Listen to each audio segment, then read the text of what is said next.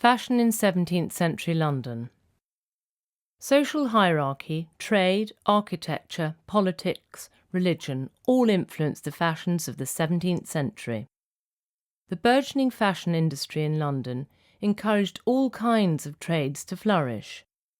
The city's wealthiest residents demanded rich fabrics and feathers, shoes, boots, gloves, hats, purses and jewellery, which remain to this day an important part of the city's history.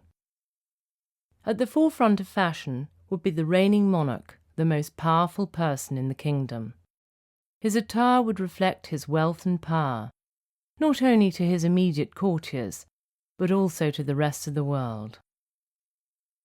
At this time, Europe was in a constant state of flux, its rulers globetrotting in search of further riches and vying over territories. Appearing to be omnipotent was vital, even if, beneath the golden carapace of kingship, he was just a human being. James VI of Scotland, first of England, and his son Charles I, who succeeded him, still believed in the divine right of kings and enjoyed dressing up in the most lavish materials and jewels. As we know, this eventually led to their undoing during the Commonwealth period, but during their reign they epitomised the fashion for lavish dressing. The Commonwealth era, 1642 to 1649, was followed by a period when fashion was frowned upon. Instead, clothes denoted which side you were on, the Roundheads or the Cavaliers. After the Civil War, however, when the monarchy had been restored, colour and frivolity returned to the streets of London. Travel was a powerful stylistic influence. More people were visiting Europe, and young men of means would do the Grand Tour, a kind of 17th century gap year, to broaden their minds, possibly visiting the ruins of Athens, the Colosseum in Rome, and even as far afield as Palmyra in Syria.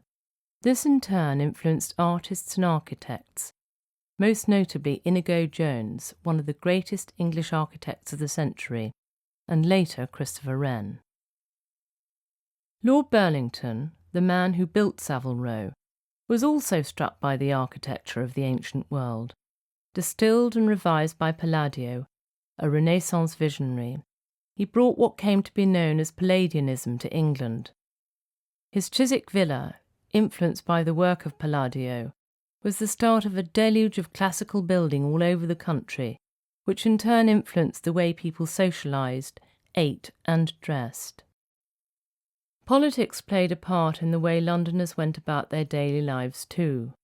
The sumptuary laws of earlier times were less punitive, but even so it was a punishable offence to wear royal purple, unless you were a royal or senior member of the clergy.